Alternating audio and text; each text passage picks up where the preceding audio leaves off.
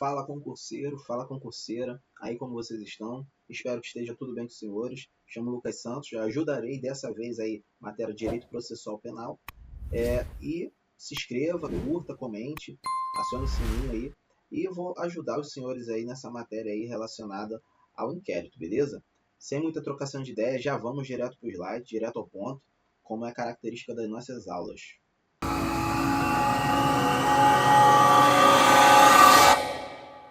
Senhores, Direito Processual Penal, aí coloquei já a apresentaçãozinha, tá? E vamos dar início aí falando um pouquinho já o que seria um inquérito. O inquérito nada mais é do que um documento, né, que é um procedimento que ele vai visar a materialidade da prática do delito, tendo natureza jurídica administrativa e também, como característica, podemos se dizer que é um procedimento extrajudicial, ocorre antes da aprovação da ação penal. Ele vai fundamentar a tipificação propriamente dita do fato, para dar o início da ação penal, tá bom? Diferentemente aí do termo circunstanciado. O que seria o termo circunstanciado? Estaria relacionado à fundamentação jurídica das infrações penais, são o quê? Crimes e contravenções, que a pena máxima não se culmina a 2 anos, cumulando ou não com multa, tá bom? Esse é o termo circunstanciado. Então, basicamente isso. O inquérito, em resumo, seria o quê? A utilização do procedimento, a utilização de um documento para que venha a dar início a uma fundamentação jurídica, tá bom? Aí ele é o quê? Dentro do procedimento, ele é administrativo, tá? A sua natureza jurídica, pelo amor de Deus, não vai cair um negócio desse na tua prova, você não vai errar. A natureza jurídica do inquérito é administrativa, tá? É inquisitório. Por quê?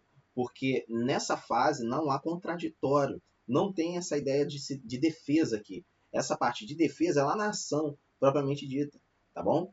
Que é onde vai utilizar meios da defesa ali para contrapor ali e de encontro às ideias fundamentadas pelo inquérito. E preparatório, porque ela vai preparar todo o embasamento para iniciar esse trâmite legal e da ação penal, tá bom? Aí eu coloquei aqui, presidido pela autoridade policial, e tem o objetivo aqui, identificar fontes de prova, colher elementos informativos, apurar autoria e materialidade. Foi o que eu disse, mas com outras palavras, tá? Coloquei de forma resumida. Essa aula ela vai ter 2 partezinhas, tá? Eu vou falar algumas coisas aqui, depois vai ter a parte 2, para não ficar muito longo, tá? E eu vou focar realmente nessa parte do inquérito. Você vai pegar alguns livros que ele vai misturar inquérito, ele já vai falar a parte da fixação, na verdade, da divisões da prova, né, propriamente dita. Ele já vai misturar a ideia das provas, já vai falar sobre algumas diligências relacionadas à prova, enfim, mas quando for a parte de provas, eu já vou falar só nessas partes também, eu dou uma pincelada nas atribuições do delegado relacionadas às provas. Eu não vou falar quase nada aqui de prova, tá bom? Ou se não, nada, né? Vamos lá. Termos circunstanciados. Aí eu coloquei aqui qual é o conceito. É um procedimento investigatório utilizado em infrações de menor potencial ofensivo, contravenções penais, crimes, pena máxima até 2 anos, cumulativamente ou não com multa, né? Natureza administrativa, eu coloquei aqui muito cobrado em prova. Já comentei sobre, já vamos para o próximo slide. Qual a função?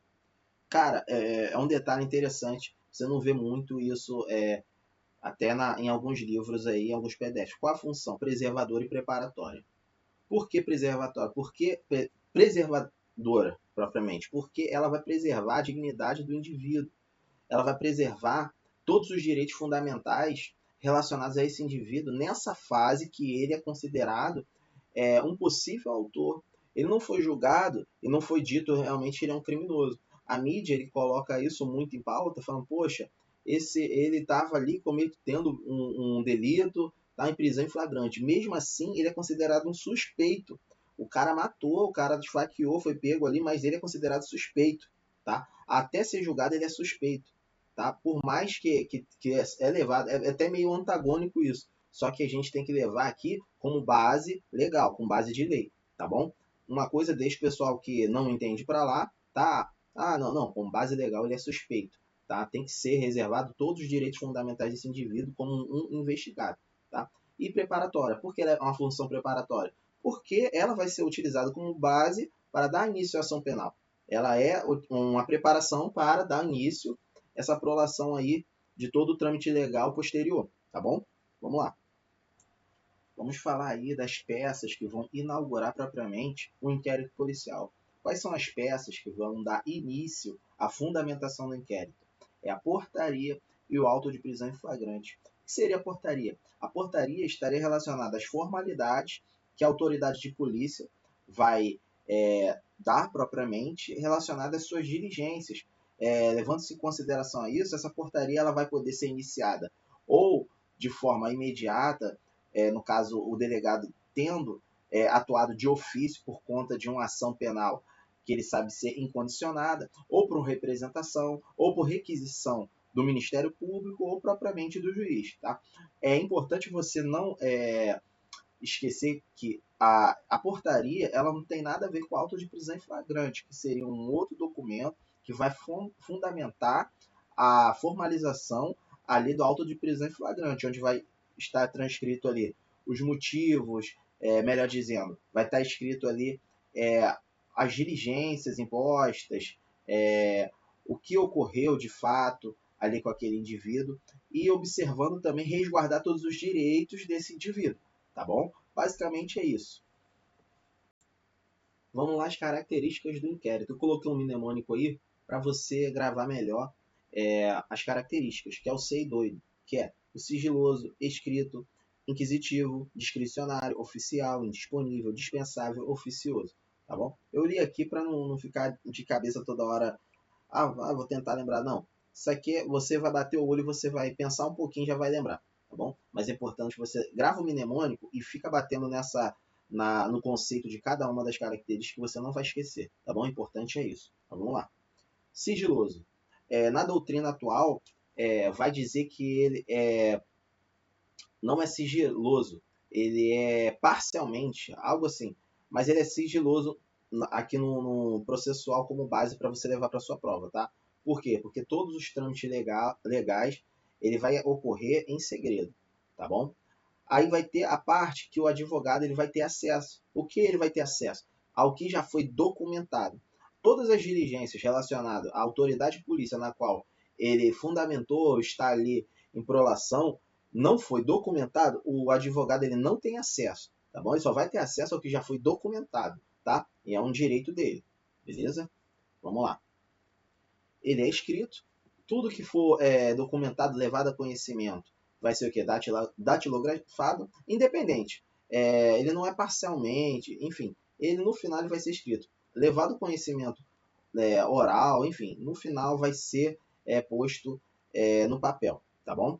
Ele é inquisitivo, porque não há a possibilidade ali do contraditório, da ampla defesa, como eu havia dito, apesar de ser reconhecido a esse indivíduo todos os seus direitos fundamentais, mas o direito de defesa não é manifestado ali, nessa fase pré-processual, tá bom? Então, discricionário. O que seria discricionário? A discricionariedade estaria relacionada à possibilidade de como a autoridade de polícia ele vai atuar. Quais são as diligências que ele vai tomar? Ele tem a liberdade de atuação nessa fase pré-processual, tá? Além de ser esse que vai dar a base técnico-jurídica para dar a base da ação propriamente dita no momento posterior. Então, ele é discricionário por conta disso, tá? Porque ele é oficial, que é feito por um órgão oficial e que é coordenado por um delegado de polícia, autoridade policial, tá? Um órgão oficial do Estado. Por isso tem também essa característica. Vamos pro próximo. Indisponível. O que seria o indisponível? O indisponível estaria relacionado à possibilidade do delegado de polícia não poder arquivar o inquérito. Isso daí não está na sua função, tá bom? Não esqueça isso. Hoje em dia, acredito que nem está perguntando tudo isso assim na sua prova, porque está muito fácil isso daí. Já foi muito batido. Delegado de polícia não arquiva inquérito, tá bom? Vamos lá. Ele é dispensável. Por que ele é dispensável? A dispensabilidade estaria relacionada na possibilidade do Ministério Público dar início à ação penal, ele tendo a base de todo o conhecimento da tipificação da infração para dar início a isso, tá bom? Não haveria a possibilidade, melhor dizendo, não necessitaria de um inquérito policial para dar início se o Ministério Público já tivesse.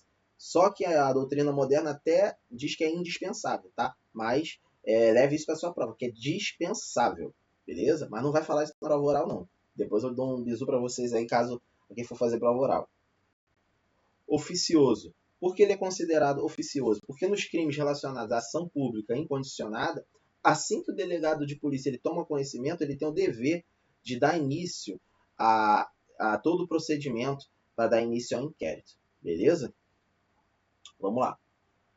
Como se inicia o inquérito? O inquérito ele vai se dar de ofício, a requisição do juiz, do Ministério Público, representação do ofendido, tá bom? Então, esse daí estaria relacionado como daria o início do inquérito.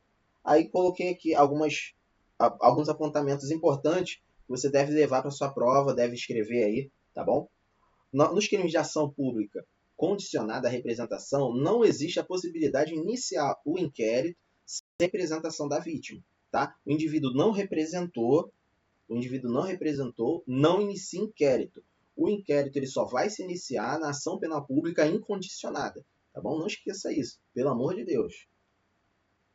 Diligências preliminares. Isso daí tá lá no artigo 6º, né, cara? Do processual penal, do Código Processual Penal. Estaria relacionado quando incidir um crime, existem algumas etapas que o delegado de polícia ele vai seguir, que o próprio código ele vai falar, tá?